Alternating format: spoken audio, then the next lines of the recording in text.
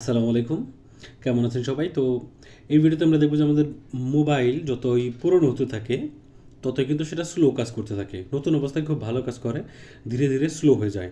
তো কীভাবে সেটা আমরা নতুন ফোনের মতো ফাস্ট কাজ করাইতে পারি এবং ভালোভাবে আমরা আমাদের ফোনটা চালাইতে পারি। তো এই জন্য আমাদের মোবাইলের প্রথমে আমরা সেটিংসে চলে যাব। সেটিংসে যাওয়ার পরে আমরা নিচের দিকে আসবো। নিচের দিকে আসার পরে অ্যাপস নামে একটা অপশন প্রত্যেক ফোনেই থাকে।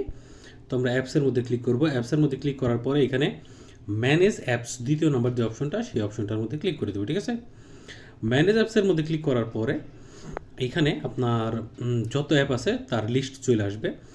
উপরে এখানে দেখতে পাচ্ছেন, এখানে আমি একটু মার্কার দিয়ে দেখাই।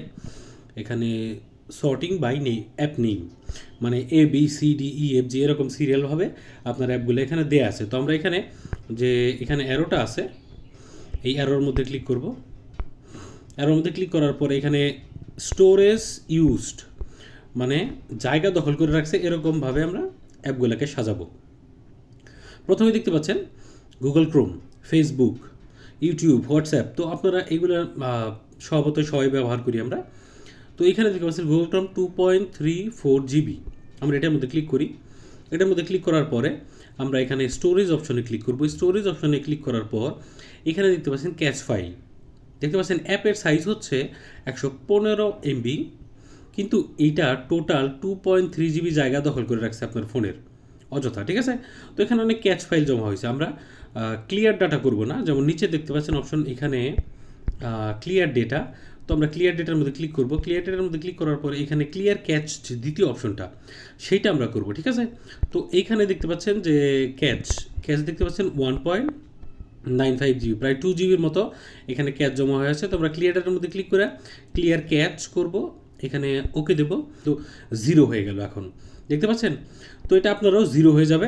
এখন দেখেন অ্যাপের সাইজ দেখেন কত হলো, 398, এবং আপনার অ্যাপ টোটাল অ্যাপ সাইজ হচ্ছে 115 MB এবং টোটাল জায়গা দখল করছে হচ্ছে 398 MB। তার মানে আগের থেকে কমে গেছে অনেক বেশি।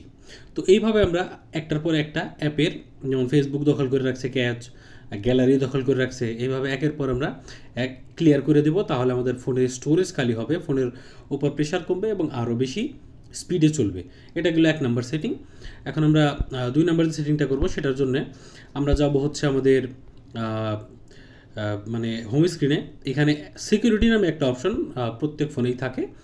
তো সিকিউরিটি অপশনে আমরা যাব। সিকিউরিটি অপশনে যাওয়ার পরে আমরা এখান থেকে ডিপ ক্লিন, এখানে দেখতে পাচ্ছেন একটা হচ্ছে ক্লিনার, একটা হচ্ছে ডিপ ক্লিন। তো আপনি এখানে ক্লিনারের মধ্যে ক্লিক করে দেবেন। ক্লিনারের মধ্যে যদি আমরা ক্লিক করি, এইখানে এটা অ্যানালাইজ করতেছে। দেখেন এখানে কি দেখাচ্ছে, 2.85 GB। এখানে আমার দেখেন ক্যাচ ফাইল এত জমা হয়ে রয়েছে,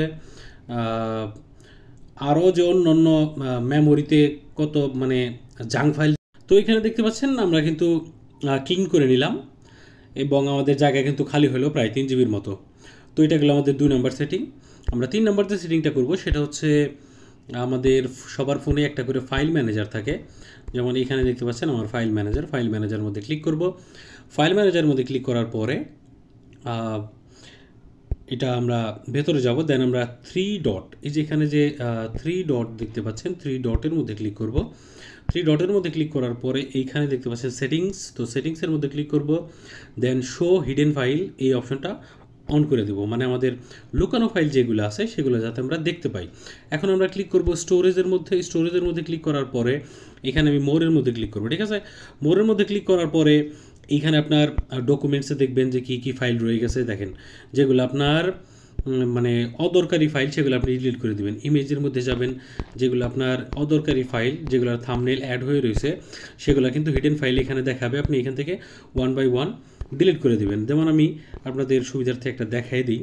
যেমন এখানে DCIM, এটার মধ্যে ক্লিক করলাম।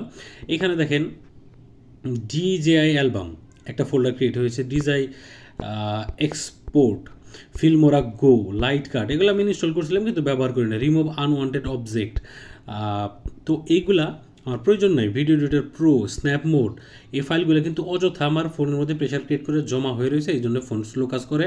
তো আপনারা এইভাবে খুঁজে এগুলোকে ডিলিট করে দেবেন। এগুলো ডিলিট করলে ফোনের কোনো সমস্যা হবে না। তো আশা করছি আপনাদের অনেক কাজে লাগবে এই 3টা টিপস। আজকের মতো এ পর্যন্তই, কথা হবে পরবর্তী ভিডিওতে। সে পর্যন্ত ভালো থাকুন, সুস্থ থাকুন।